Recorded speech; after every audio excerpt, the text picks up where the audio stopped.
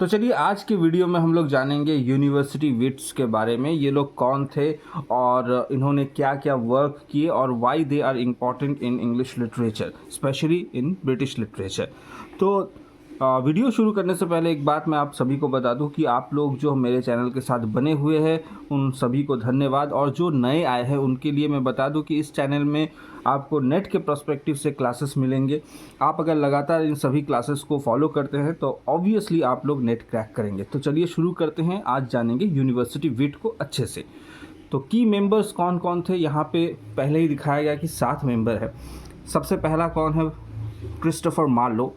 उसके बाद है Robert Greene, Thomas Nashe, John Lyly, Thomas Lodge, Greene Peele, इसके अलावा थॉमस किड।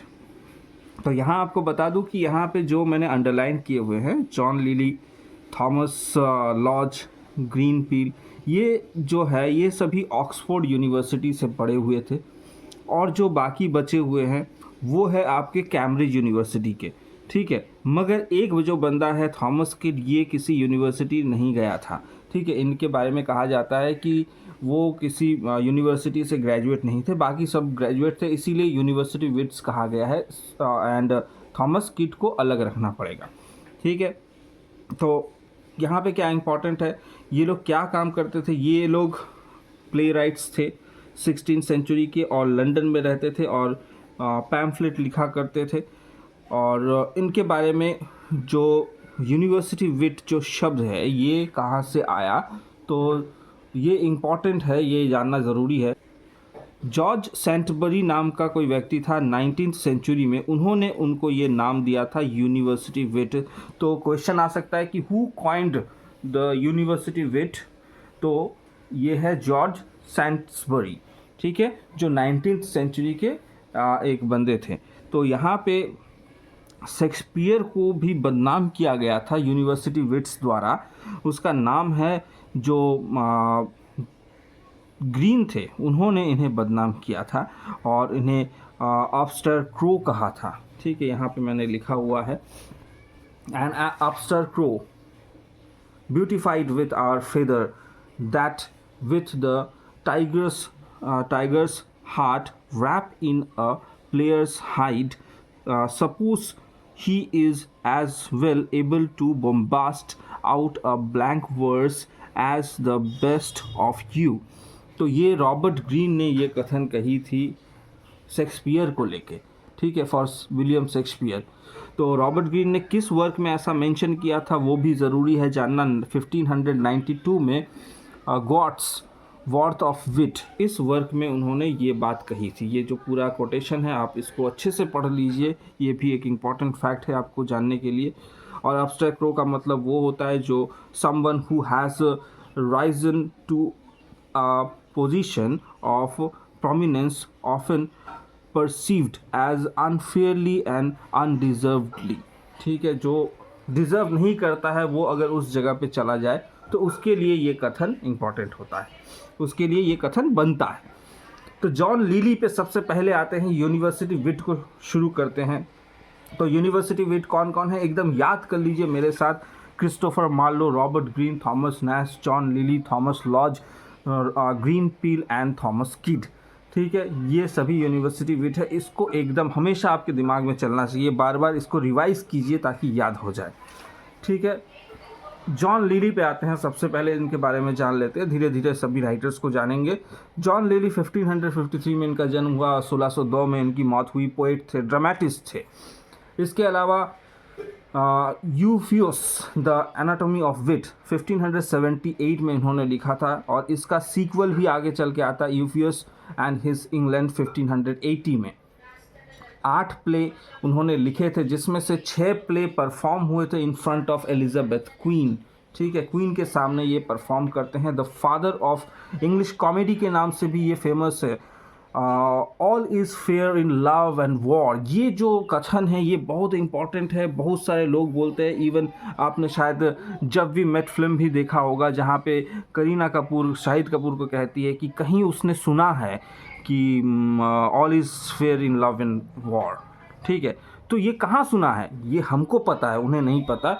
यूफियस में लिखा था, किसमें, जॉन लिली ने लिखा था यूफियस नाम के वर्क में, द एनाटॉमी ऑफ विट में वो देखने को मिलता है। तो आपको पता है कि ये जो कोटेशन है वो कहाँ कहाँ से लिया गया है, यूफियस से लिया गया है, द एनाटॉमी ऑफ विट से लिया गया है।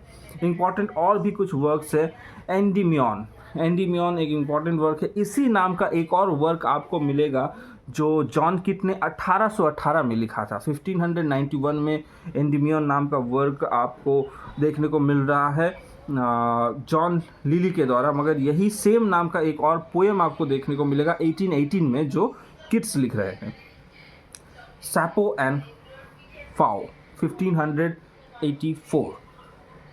ये भी इम्पॉर्टेंट वर्क है। अबाउट अलेक्जेंडर द ग्रेट उन्होंने लिखा था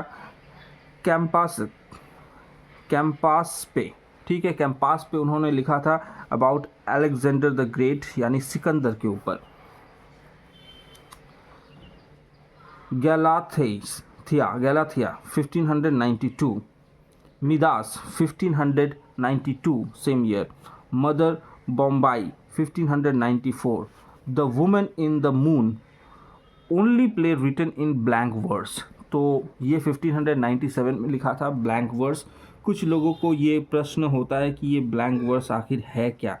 आपने दो तरह के टर्म सुने होंगे, एक होता है ब्लैंक और एक होता है फ्री वर्स, ठीक है। वर्स का मतलब आप लोगों को पता होना चाहिए, उम्मीद करता हूँ। जिनको नहीं पता उन्हें बता दूँ कि ये इसका मतलब होता है कविता में जो फॉर्मेट में लिखा जाता है उसे वर्स कहा जाता है, ठीक है।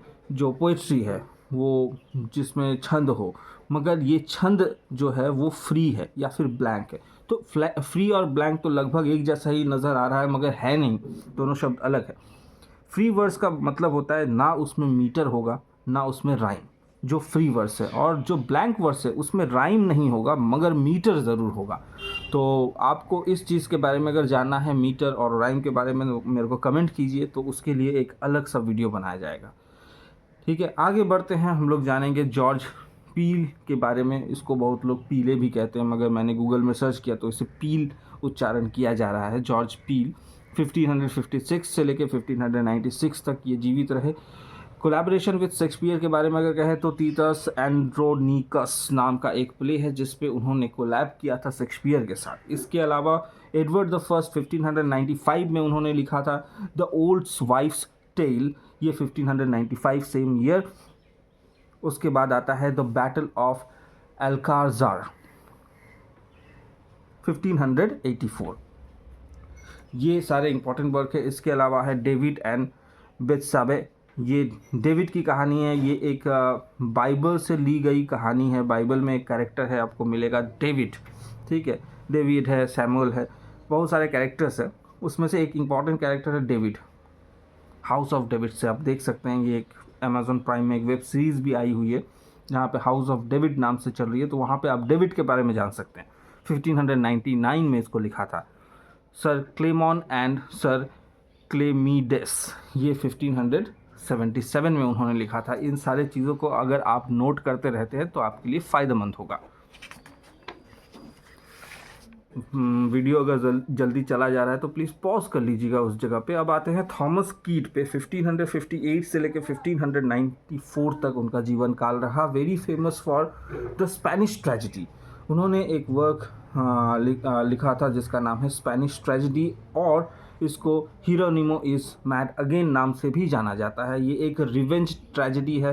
फर्स्ट टाइम इसे परफॉर्म किया गया था 1587 में, play with in a play, यानी एक ऐसी कहानी जिसके अंदर एक और कहानी हो, एक ऐसा नाटक जिसके अंदर एक और नाटक हो रहा हो।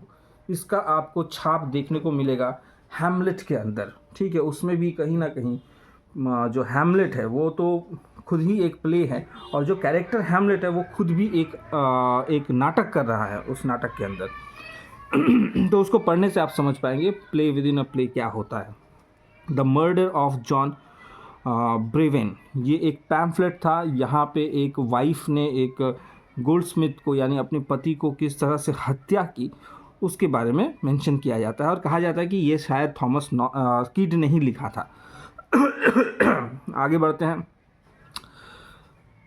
और हैमलेट, ये जो वर्क है ये एक अननोन ऑथर ने लिखा था। ऐसा माना जाता है कि ये शायद शेक्सपियर या फिर थॉमस किड ने लिखा हो, मगर इसकी कोई गारंटी नहीं है। अगर ऐसा क्वेश्चन शायद नहीं भी आ सकता, फिर भी बोला नहीं जा सकता, आजकल कुछ भी क्वेश्चन दिया जा सकता है। ठीक है, नेट के एग्ज़ाम में आपको बस बाहर निकालने की कोशिश। थॉमस लॉच भी आते हैं, English writer and medical practitioner. वो उनके जीवन काल के बारे में कहे तो 1558 से लेकर 1625, यानी शेक्सपियर के बाद इनकी मौत होती है। तो क्वेश्चन है कि शेक्सपियर कब मरे थे, तो आंसर है 1616। तो सारे तत्वों को आपको जान के रखना है। उन्होंने गैसोन को रिप्लाई भी दिया था। पिछले क्लास में मैंने बताया था कि गैसोन एक व्यक्ति है जो प्लेटो के पथ में चलता है और उससे वो मानता है कि जो नाटक है, कविताएं हैं, ये सब कोई काम की चीज़ नहीं है। तो डिफेंस ऑफ पोइजी तो आपको सर एडमंड स्पेंसर का मिल ही रहा है, जो उनके खिलाफ लिख रहे हैं, गैसोन के खिलाफ समझा रहे हैं कि किस तरह से पोइट्री इंपॉर्टेंट है। तो उसी हिसाब से यहाँ पे थॉमस लॉज भी लिख रहे हैं defence of poetry, music and stage play 1580 में। ये इम्पॉर्टेंट वर्क है, इसको हाईलाइट करके रखिएगा, क्योंकि ये एक डिफेंस ऑफ पोइट्री है जो मैंने पिछली क्लास में भी कराया था। एंड अगले वर्क पे आते हैं। 1584 में उन्होंने लिखा था an alarm against usurers. Next work है सशीला मेटामॉर्फोसिस, जो 1589 में लिखा था। The devil conjured 1596। उसके बाद है विट्स मिजरी 1596, सेम ईयर। यहाँ पे 7 डेडली सिंस के बारे में कहा गया है कि सिन मतलब, जिनको नहीं पता बता दूँ, पाप के बारे में कहा जाता है। ठीक है, 7 पाप जो हम लोग अगर करें तो वो हमारे लिए नुकसानदायक है। वो 7 पाप थोड़ा सा मैं एक्स्ट्रा चीज़ बता देता हूँ कि जिनको नहीं पता उनके लिए, कि वो 7 पाप क्या क्या है, और ये लिटरेचर में इम्पॉर्टेंट भी है। 7 डेडली सिंस, क्योंकि ये बाइबल से जुड़ा हुआ है। तो वो क्या क्या है? पहला है प्राइड, उसके बाद है एनवी, उसके बाद है रैथ मतलब एंगर। प्राइड मतलब तो पता ही होगा, गर्व होना अधिक। उसके बाद एनवी मतलब जलन, रैथ मतलब एंगर, और लस्ट मतलब लालसा। ग्लूटोनी मतलब होता है एक्सेस इन ईटिंग, बहुत ज़्यादा खाना खाना। और स्लॉथ मतलब ये लेजीनेस। स्लॉथ एक जानवर का भी नाम है, जिससे आप समझ सकते हो वो बहुत ही धीरे धीरे पेड़ पे चढ़ता है। तो ये जो चीज़ है ये 7 डेडली सिंस है। और 7वां तो मैंने यहाँ लिखा ही नहीं है, वो होगा आपका ग्रीड। ठीक है, ग्रीड जो आप करते हैं वो भी एक 7 डेडली सिंस के अंतर्गत आता है। इसके अलावा जो है रोजालिंड और यूफियसस गोल्डन लेगेसी 1590। फिलिसिस इज़, ये जो है फिलिस जो है ये एक 40 सोनेट सीक्वेंस है जो पब्लिश हुआ था 1593 में। फिग फॉर मोमोज, ये वो मोमो नहीं खाने वाला, मोमोज 1595। Margaret of America 1596। इसके अलावा बोला गया है कि एक प्ले है the wounds of civil war 1594, और looking glass for London and England 1594। तो इन सब चीज़ों को आप लोग धीरे धीरे नोट करते जाइए। ज़रूरत पड़े तो वीडियो पॉज कर लीजिए, मगर नोट ज़रूर कीजिए। नोट करने से आपके दिमाग में भी ये बना रहता है और आपको रिवीजन करने में भी सुविधा होगी। रॉबर्ट ग्रीन पे आते हैं, best known for post humus pamphlet, मतलब उनके मौत के बाद वो ज़्यादा फेमस हुए थे। एक पैम्फलेट उन्होंने जो लिखा था, Gabriel Harvey gave him lot of money for writings. तो गैब्रियल हार्वी नाम का एक व्यक्ति था जो उन्हें बहुत ज़्यादा पैसा देता था ताकि वो लिखते रहे। ठीक है, उनके फेमस वर्क का अगर नाम देखें तो इन्फ्लुएंस बाय यूफियस एंड आर्केडिया। जो यूफियस जो है जो सिडनी ने लिखा था, आर्केडिया जो लिली ने लिखा था, इन चीज़ों से वो बहुत ही ज़्यादा प्रेरित थे। पेंडोस्टो 1588 उनके वर्क का नाम है। मेनाफोन मामी लिया, ये उनका अगले वर्क का नाम है। यहाँ पे डेट मेरे को नहीं मिला। अब आते हैं एक इम्पॉर्टेंट वर्क पे जहाँ पे उन्होंने शेक्सपियर को क्रिटिसाइज़ किया था, उनको अपस्टेयर क्रो कहा था। वो वर्क याद रखिएगा, क्राउटस वर्थ ऑफ विट। तो ये इन विच ही क्रिटिसाइज विलियम शेक्सपियर, जहाँ पे उन्होंने अपस्टेट क्रो उनको कहा था। इस वर्क को याद रखिएगा, जहाँ पे उन्होंने शेक्सपियर को एलिगोरिकली प्रेजेंट किया था रॉबर्टो नाम से। ठीक है, इस नाम से उन्होंने शेक्सपियर को अपने इस वर्क में मेंशन किया और उन्हें क्रिटिसाइज किया। अल्फोंसस किंग ऑफ एर्गोन, ये उन्होंने एक और वर्क लिखा था 1587 में। फ्रेयर बेकॉन एंड फ्रेयर बनगेई 1598, ये first successful romantic comedy in English माना जाता है। जेम्स फोर्थ उन्होंने लिखा, जो इंस्पायर कर रहा है एज यू लाइक इट को, यानी उनका कहना था कि शेक्सपियर ने उनके वर्क को कॉपी किया है एज यू लाइक इट में, या फिर मिडसमर नाइट ड्रीम में भी वही छाप देखने को मिलती है। आगे बढ़ते हैं। ऑरलैंडो फ्यूरियस जो है वो ऑरलैंडो को भी बेस माना जाता है। शेक्सपियर यहाँ से भी एक कैरेक्टर को चोरी कर रहा है, ऐसा कहा जा रहा है। अगला आता है थॉमस नैश, ये एक और यूनिवर्सिटी विट थे, इनके बारे में जान लेते हैं। Thomas Nash friend of Robert Greene, मतलब जो क्रिटिसाइज़ करते थे शेक्सपियर को, उन्हीं का ये दोस्त हुआ करता था। द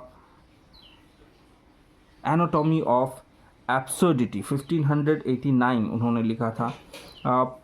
प्रिंस पेनीलेस 1592, यहाँ पे उन्होंने सटायर किया था 7 डेडली सिंस को, यानी जो बाइबल का एक अंश है उनको सटायर किया था। तो ऑब्वियस है कि उन्हें इसके अगेंस्ट में कुछ सहना तो पड़ेगा, बाद में बता रहे हैं। सटायर ऑन गैब्रियल हार्वी, जो उन्हीं के दोस्त के एक बंदे थे जो उनको पैसा दिया करते थे। गैब्रियल हार्वी वही व्यक्ति है जो रॉबर्ट ग्रीन को पैसा देते थे ताकि वो अपना लेख लिखे, तो वो उन्हीं को क्रिटिसाइज़ कर रहे हैं।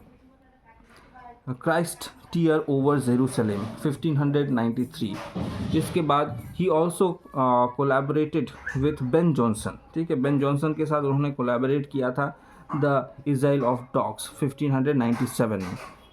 Satirical play he was persecuted went to jail, उन्हें सताया गया और उन्हें जेल भी भेजा गया इस काम की वजह से। ठीक है। द अनफॉर्चुनेट ट्रैवलर और the life of Jack Wilton, ये आपको जो वर्क मिल रहा है इसके बारे में बताया गया है कि इसमें कुल पेजेस बहुत ज़्यादा है। 1594 में इसको लिखा गया था, पब्लिश हुआ था, पेजेस में बोल रहा हूँ, पब्लिश हुआ था 1594 में। The most popular work of Nash माना जाता है। ये एक पिकारोस का नावल है। पिकारोस नावल अगर बताऊं तो ये एपिसोडिक एडवेंचर्स होता है अबाउट द जो प्रोटैगनिस्ट है। अब आते हैं आखिरी मगर सबसे इम्पॉर्टेंट राइटर के बारे में, तो वो है क्रिस्टोफर मार्लो। ये आखिरी यूनिवर्सिटी विट है। इनका जन्म कैंटरबरी केंट में हुआ था फरवरी 26, 1564 में। ये इनका बैप्टिज़म का डेट है, ये उनका डेट ऑफ बर्थ नहीं है, बैप्टिज़म का डेट है, और ये डेट शेक्सपियर के साथ भी मैच करता है। टैम्बरलेन द ग्रेट, ये 2 हिस्सों में लिखा गया था 1990 में, जो बेस होता है एक सेंट्रल एशियन एम्परर तैमूर के ऊपर। तो तैमूर जो थे उनका कैरेक्टर यहाँ पे लिया गया और उनके ऊपर कहानी लिखी गई। ज्यू of Malta, one of the famous work 1592 में लिखा था उन्होंने। ये फर्स्ट मैकियावेलियन विलन के बारे में यहाँ पे आपको देखने को मिलेगा। मैकियावेली जो थे प्रिंस, उनके मैकियावेली द प्रिंस जो है उस वर्क में जो विलन मेंशन था उस टाइप का विलन यहाँ पे भी मेंशन है, जो एक कैरेक्टर है जिसका नाम है बारबरास। ये बहुत इंपॉर्टेंट कैरेक्टर है वहाँ का। इसके अलावा एडवर्ड द सेकंड 1594 में उन्होंने लिखा था। उसके बाद एक बहुत ही बेहतरीन कहानी doctor Faustus 1592 in the same year जब ज्यू ऑफ माल्टा उन्होंने लिखी। फुल टाइटल अगर देखें तो ये इसका फुल टाइटल था the tragical history of the life and death of Doctor Faustus, और ये भी 7 डेडली सिंस पर आधारित है, मगर उन्होंने इसको क्रिटिसाइज़ नहीं किया, ये समझाया कि अगर हम लोग इस तरह की पाप करते हैं तो हमारे साथ क्या हो सकता है। तो अगला वर्क है the tragedy of Dido along with Thomas Nash, उन्होंने लिखा था 1594 में। The massacre of Paris, historical work माना जाता है इसको। इसके बाद आते हैं हीरो एंड लेंडर ये एक अनफिनिश्ड वर्क है। It was completed by George Chapman. बाद में उन्होंने इसको कंप्लीट किया। किसने? George Chapman. ये एक इम्पॉर्टेंट क्वेश्चन बन सकता है आपके लिए, क्योंकि इस तरह के क्वेश्चन ही पूछे जाते हैं। तो इसको मैं अंडरलाइन कर दे रहा हूँ, हीरो एंड लेंडर, जो अनफिनिश वर्क है, और इसको फिनिश किया था जॉर्ज चैपमैन ने। तो जो मार्चेंट ऑफ वेनिस है, शेक्सपियर का लिखा हुआ वर्क, ये इंस्पायर हो रहा है द ज्यू ऑफ माल्टा से, क्योंकि मार्चेंट ऑफ वेनिस में भी आप एक ज्यूइश कैरेक्टर देख रहे हैं जिसको नेगेटिवली पोर्ट्रे किया गया था। तो इसी तरह हम लोग अभी तत्कालीन रूप से इसे समाप्त कर रहे हैं इस क्लास को। यहाँ पे 7 जो यूनिवर्सिटी विट्स है उन सबको हम जान चुके हैं। अगले क्लास में कोशिश करेंगे शेक्सपियर के बारे में ऐसी डिटेल्स आपको बताएंगे जो शायद आपको ना पता हो, जो आपके लिए इम्पॉर्टेंट भी हो from the perspective of net examination. ठीक है, तो मिलते हैं अगले वीडियो में, तब तक के लिए धन्यवाद।